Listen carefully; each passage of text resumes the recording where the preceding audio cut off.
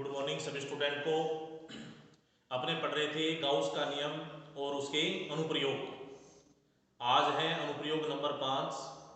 Gauss के नियम की सहायता से अनंत आवेशित चालक छड़ या चालक तार के कारण किसी बिंदु पर विद्युत क्षेत्र की तीव्रता का व्यंजक व्युत्पन्न कीजिए।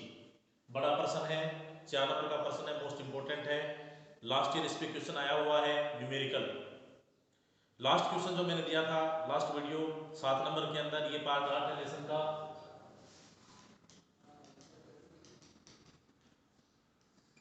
7 नंबर मैंने आपको क्वेश्चन दिया कि अचालक गोले की कौन सी स्थिति में या अचालक गोले के कारण बिंदु की कौन सी स्थिति में विद्युत क्षेत्र की तीव्रता मैक्स होगी या नियत रहेगी। तो आंसर था सतह पर, सरफेस पर। अचालक गोले की सतह पर विद्युत क्षेत्र की तीव्रता मैक्स होती है और अधिकतम होती है, और कितनी होती है? E बराबर के क्यू बटा में आर स्क्वायर। आज का अपना क्वेश्चन रहेगा, यही प्रश्न है, क्वेश्चन यही है कि चालक छड़ या चालक तार के कारण किसी बिंदु पर विद्युत क्षेत्र की तीव्रता दूरी के साथ किस प्रकार निर्भर करती है। अपना आंसर ये रहेगा E व R में क्या रिलेशन है, क्या संबंध है। ये प्रश्न है जो आप मुझे कमेंट करके बताएंगे। आपको इस प्रश्न का आंसर लिख के भेजना है। ई व आर में क्या रिलेशन है। तो सबसे पहले टॉपिक पे आते हैं अपने। सबसे पहले अपने क्या करेंगे, एक चालक छड़ लेंगे जिसकी लंबाई है अनंत आवेशित। अनंत आवेशित, क्या अनंत का डायग्राम बनाया जा सकता है? नहीं, अनंत है, अंत ही नहीं है, उसका चित्र अपने कैसे बनाएंगे। इसलिए अपने क्या करेंगे, अनंत आवेशित चालक छड़ या तार का एक छोटा सा अल्पांश लेंगे। अल्पांश, अल्पांश का मतलब है एक छोटा सा भाग, और भाग हमने कितना लिया है? A B. ए बी, ये मैंने डैश डैश लगाया। डैश डैश का मतलब ये है कि इसका कोई अंत नहीं है, नीचे तक है, ये काफी बड़ा। इसी प्रकार ऊपर भी है, बहुत बड़ा। तो आवेशित अल्पांश है ए बी। एक प्रेक्षण बिंदु है पी बिंदु। बिंदु P से अल्पांश ए बी पर लंब डालेंगे, जो आएगा OP। क्या आएगा? OP। O को P बिंदु का ध्रुव कहते हैं, यानी O और P आपस में एक दूसरे से बंधे हुए हैं। बिंदु O से ठीक ऊपर व नीचे समान दूरी पर, ऊपर व नीचे समान दूरी पर दो आवेशित अल्पांश लेने हैं। एक आवेशित अल्पांश है A1 और दूसरा है A2। आवेशित अल्पांश A1 के कारण A1 P की दिशा में बिंदु P पर विद्युत क्षेत्र की तीव्रता है DE सदिश। कितनी है? DE सदिश है। यहां पर जो A1 P है वो P के साथ अल्फा कोण बना रहा है। कितना कोण बना रहा है? अल्फा बना रहा है। इसलिए अपन क्या करेंगे, इस DE सदिश को दो घटकों में विभाजित करेंगे। दो घटक लेने हैं। एक आएगा क्षैतिज घटक जिसके साथ कोण थीटा है, वो हमेशा क्या होगा? cos थीटा होगा। तो यहां पर कोण क्या है? अल्फा है। तो क्षैतिज घटक क्या आ जाएगा? DE सदिश cos अल्फा। इसको अपन ऐसे लिखेंगे DE सदिश cos अल्फा। अब दूसरा घटक है वो है लंबवत घटक। लंबवत यानी जो 90 डिग्री का कोण बना रहा है, और ये आ जाएगा DE सदिश sin अल्फा। इसी प्रकार अपने क्या करेंगे, आवेशित अल्पांश A2 के कारण बिंदु P पर A2P की दिशा में विद्युत क्षेत्र की तीव्रता निकालेंगे, और ये तीव्रता आएगी DE सदिश। यहां पर A2P भी OP के साथ अल्फा कोण बना रहा है। तो अपन क्या करेंगे, इस DE सदिश को दो घटकों में विभाजित कर लेंगे। एक क्षैतिज घटक आ जाएगा और दूसरा लंबवत घटक। तो क्षैतिज घटक क्या आएगा? क्षैतिज घटक आएगा DE सदिश cos अल्फा, और लंबवत घटक आएगा ऊपर की ओर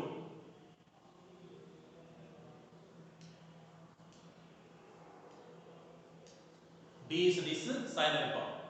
दोनों लंबवत घटक परिमाण में बराबर व दिशा विपरीत है। DE सदिश cos अल्फा, DE सदिश cos अल्फा, दोनों कैसे हैं? परिमाण में बराबर और दिशा में विपरीत। इसलिए एक दूसरे के प्रभाव को नष्ट कर देंगे। यानी इन दोनों के कारण किसी प्रकार की तीव्रता अपने को प्राप्त नहीं होगी। जो तीव्रता प्राप्त होगी वो केवल क्षैतिज घटकों के कारण ही प्राप्त होगी, जिसे ज्ञात करने के लिए हम क्या करेंगे, एक बेलन लेंगे जिसकी लंबाई है स्मॉल एल लंबाई का एक बेलन लेंगे जिसका पृष्ठ आवेश घनत्व है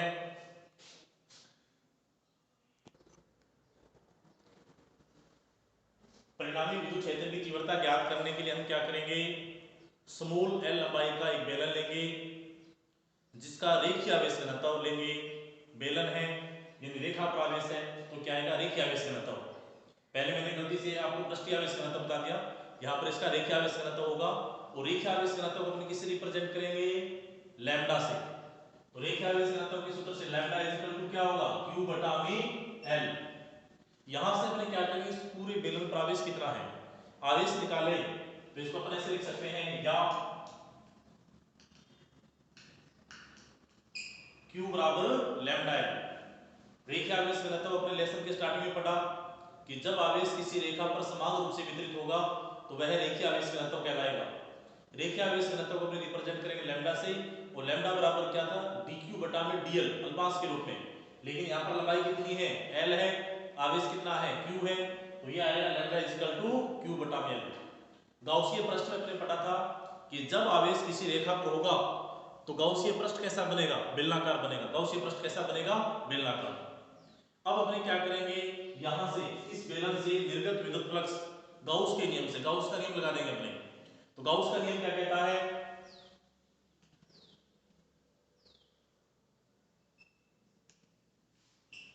फाई बराबर क्यू बटा में एप्सिलॉन 0। ये समीकरण नंबर 2 है गाउस के नियम से। अब अपन क्या करेंगे, समीकरण 1 में Q का मान समीकरण नंबर 2 से रख देंगे। तो इसको अपन कैसे लिखेंगे, समीकरण 1 व 2 से। तो ये आएगा फाई इक्वल टू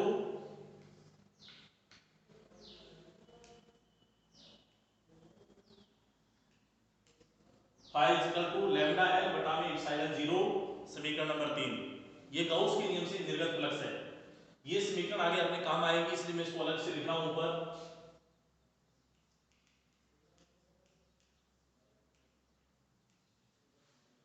अब देखो, अब अपने यहां पर जो बेलनाकार पृष्ठ लिया है इस पे प्रेक्षण बिंदु P है। प्रेक्षण बिंदु P पर क्षेत्रफल सदिश का अल्पांश क्या है, ds सदिश, और विद्युत क्षेत्र की तीव्रता है E सदिश। तो निर्गत विद्युत फ्लक्स की परिभाषा से, और परिभाषा क्या कहती है, phi is equal to close integration s E सदिश डॉट ds सदिश। फाई इज इक्वल टू क्या आएगा, क्लोज इंटीग्रेशन s E सदिश डॉट ds सदिश, और ये समीकरण आ जाएगा कितने नंबर, 4 नंबर। ये संपूर्ण पृष्ठ के लिए, पूरे बेलन के लिए है। लेकिन इस बेलन के अंदर दो वर्ताकार पृष्ठ है, 1 नंबर 2 नंबर, और बीच वाला जो भाग है वो कैसा है, बेलनाकार पृष्ठ है। जैसे ये पहले ये वाला भाग है, ये कैसा है, वर्ताकार, ये वाला भाग है, ये कैसा है, वर्ताकार, बेलनाकार, बेलन के रूप में है पेन। बीच वाला जो पार्ट है वो कैसा है, बेलन के रूप में है।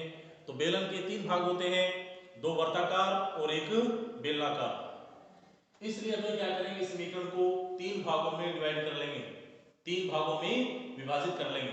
तो समीकरण 4 को 3 भागों में विभाजित करने पर क्या लिखेंगे, phi is equal to close integration, यहां लिखेंगे वर्ताकार पृष्ठ 1 नंबर E सदिश डॉट ds सदिश प्लस क्लोज इंटीग्रेशन, यह आएगा वर्ताकार पृष्ठ 2 नंबर E सदिश डॉट ds सदिश प्लस क्लोज इंटीग्रेशन बेलनाकार पृष्ठ, और ये आ जाएगा E सदिश डॉट ds सदिश।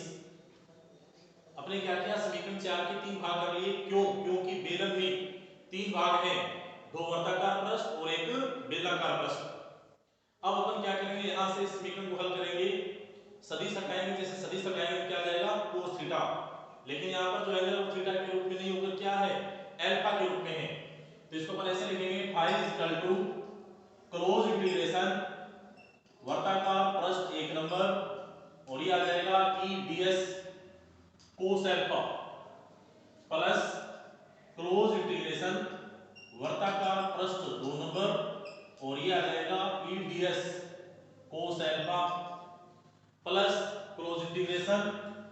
बेलनाकार पृष्ठ और यहां आ जाएगा EDS कोस अल्फा। ये समीकरण है 5 नंबर।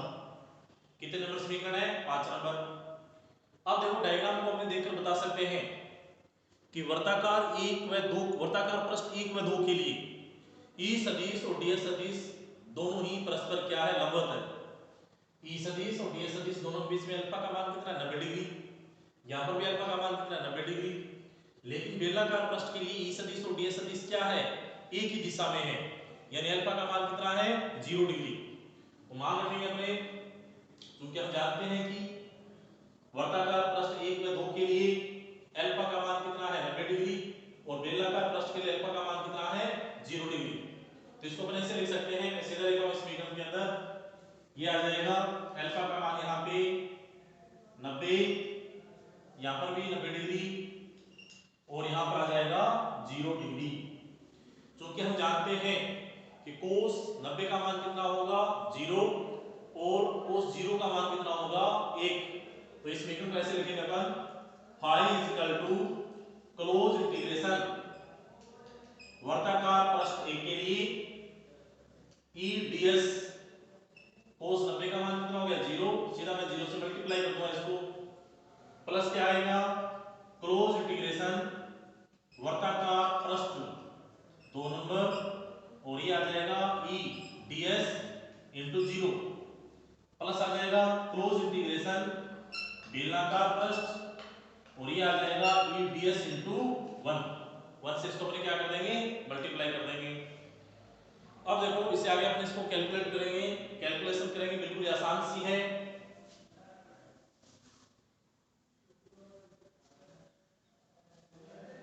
0 से मल्टीप्लाई करेंगे, ये मान क्या हो जाएगा? 0। ये भी क्या हो जाएगा? 0। जो बचा है वो फाई का मान है, तो यहां पर क्या बचेगा? फाई इज इक्वल टू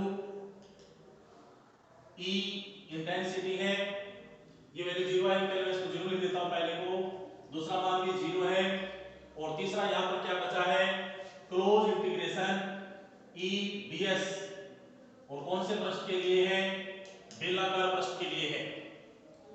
दोनों मान 0 लिखने की आवश्यकता नहीं है, सीधा लिख देंगे phi is equal to intensity क्या है? नियत है, प्रत्येक बिंदु पर विद्युत क्षेत्र की तीव्रता नियत रहेगी गाउसीय पृष्ठ के प्रत्येक बिंदु पर।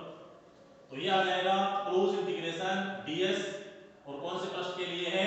बेलनाकार पृष्ठ के लिए। अब ये बेलनाकार पृष्ठ है, बेलनाकार पृष्ठ पर सभी अल्पांशों को अपने जोड़ेंगे तो ये आ जाएगा बेलन के वक्र पृष्ठ का क्षेत्रफल। और हमने पढ़ा है कि बेलन के वक्र पृष्ठ का क्षेत्रफल कितना होता है? कितना होगा? 2 पाई RH। लेकिन हमने यहाँ पर बेलन की लंबाई ली है, हाइट के स्थान पे क्या ले ली? लंबाई। लंबाई को हमने किससे लिखा है? L से लिखा है, तो क्या जाएगा? 2 पाई RL। बेलन के वक्र पृष्ठ का क्षेत्रफल कितना आ जाएगा?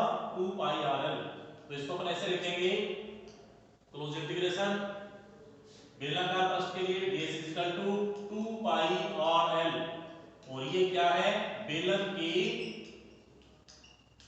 वक्र पृष्ठ का क्षेत्रफल, बेलन के वक्र पृष्ठ का क्षेत्रफल। अब ये मान अपने इस फॉर्मूले में पुट कर देंगे, इसको ऐसे ब्रैकेट में लिख देंगे अलग से। तो फाई इज इक्वल टू क्या आएगा? E into 2 pi RL। समीकरण नंबर याद आएगा 6 नंबर। अब देखो समीकरण आ रहे हैं 3 और 6, दोनों क्या है? फाई के मान है। समीकरण 3 और 6 दोनों किसके मान है? निर्गत फ्लक्स के मान है। समीकरण 3 और 6 को अपने बराबर रख सकते हैं, जो कैंसिल होगा उसको अपने कैंसिल कर देंगे, जो बचेगा वो बचेगी इंटेंसिटी, विद्युत क्षेत्र की तीव्रता, जो अपना टारगेट है, जो वैल्यू अपनी निकालनी है। तो सीधा लिखेंगे अपने समीकरण 3 व 6 से, समीकरण 3 व 6 से क्या लिखेंगे? E into 2 pi RL is equal to lambda L बटा में एप्सिलॉन रूट। जो कैंसिल हो रहा है उसको अपने कैंसिल करेंगे, तो यहां पर कैंसिल क्या हो रहा है? L से L। अपना टारगेट है E का मान हमें निकालना है, तो E बराबर आएगा lambda upon 2 pi epsilon 0 R। समीकरण 7 ही क्या है? समीकरण 7 ये अनंत आवेशित चालक छड़ या तार के कारण किसी बिंदु पर विद्युत क्षेत्र की तीव्रता का व्यंजक। इसको हम अलग रूप में लिख सकते हैं, कांस्टेंट ला सकते हैं यहाँ पे। इसके लिए हम क्या करेंगे, समीकरण 7 की दाएं पक्ष के अंश और हर दोनों में 2 का गुणा कर देंगे। समीकरण 7 है, उसका दायां पक्ष लेंगे, अंश में गुणा करना है, हर में गुणा करना है। कितने का करना है? 2 का करना है। तो इसको अपन ऐसे लिखेंगे, E बराबर 2 लैम्डा अपॉन 2 का मल्टीप्लाई करते हुए ऊपर नीचे करेंगे तो ये आएगा 4 पाई इप्सिलॉन 0 r। क्योंकि हम जानते हैं, पहले चैप्टर में पढ़ा है, 1 upon 4 pi epsilon not is equal to होता है कि स्थिर विद्युत की नियतांक। अब देखो फॉर्मूला बदलेगा और आंसर क्या आएगा? आंसर ये आ जाएगा अपने पास E बराबर 2k लैम्डा अपॉन r। ये समीकरण है 8 नंबर। समीकरण 7 व 8 ही अनंत आवेशित चालक छड़ या तार के कारण किसी बिंदु पर विद्युत क्षेत्र की तीव्रता के व्यंजक हैं। अब इसमें कांस्टेंट क्या है? इसके लिए अपने ग्राफ बनाना है, तो ग्राफ अपने इस प्रकार से बनाएंगे।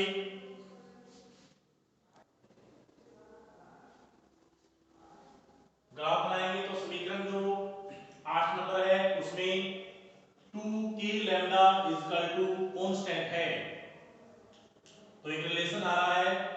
समीकरण 8 में 2k lambda equal to constant है, तो ये आएगा E समानुपाती 1/r। इसका मतलब क्या हुआ? इसका मतलब ये है कि अनंत आवेशित चालक छड़ या चालक तार के कारण किसी बिंदु पर विद्युत क्षेत्र की तीव्रता बिंदु की दूरी के व्युत्क्रमानुपाती होती है। यानी बिंदु की दूरी जितनी ज्यादा होगी तीव्रता का मान उतना ही कम होगा, और बिंदु की दूरी जितनी ज्यादा होगी तीव्रता उतनी कम होगी। इस प्रकार से जब इन दोनों के बीच में ग्राफ बनाएंगे तो ग्राफ कैसा आएगा? परवलयाकार। कैसा आएगा? परवलयाकार। इससे पहले अपने समीकरण 8 को सदिश रूप में भी लिख सकते हैं। अगर समीकरण 8 अपने से पूछा जाए कि सदिश रूप में क्या होगी, तो ये लिख देंगे अपने इस प्रकार से, E सदिश equal to 2k lambda upon r dot r cap. E सदिश equal to 2k lambda upon r dot r cap. r cap यहां पर क्या है? एकांक सदिश है जो विद्युत क्षेत्र की तीव्रता को बिंदु की दूरी की दिशा में रिप्रेजेंट कर रही है। अब अपन ग्राफ बनाएंगे यहाँ पे, तो 3 ग्राफ है, लेखा चित्र।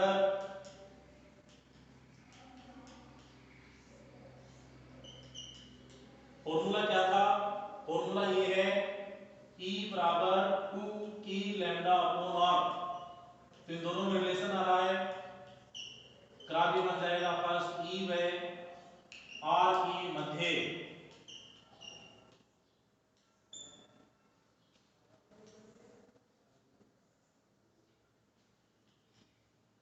ये x एक्स है, ये y है, y को लेना है इंटेंसिटी, ये मूल बिंदु, ये r है। दोनों में रिलेशन क्या है? व्युत्क्रमानुपाती है।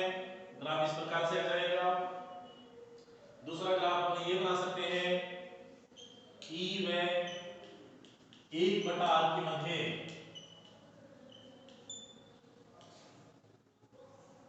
दो ही ग्राफ है इसके अंदर। यहां पर अपने को E लेना है y एक्स पे, सेम वही पोजीशन, और x पे लेना है अपने को 1/r। तो E और 1/r में क्या संबंध है? आपसे पूछा जाए कि E और 1/r में क्या संबंध है? समानुपाती है। E और r में क्या संबंध है? व्युत्क्रमानुपाती है। ग्राफ बनाएंगे तो कैसा आएगा? मूल बिंदु से गुजरती हुई सीधी रेखा। इसी के साथ ये प्रश्न पूरा हुआ। आप इसको अच्छे ढंग से पढ़ें, याद करें, लिख लिख कर देखें। बड़ा प्रश्न है, इंपॉर्टेंट है, बार बार देखोगे याद रहेगा। कम से कम 3 बार तो आपको देखना ही है।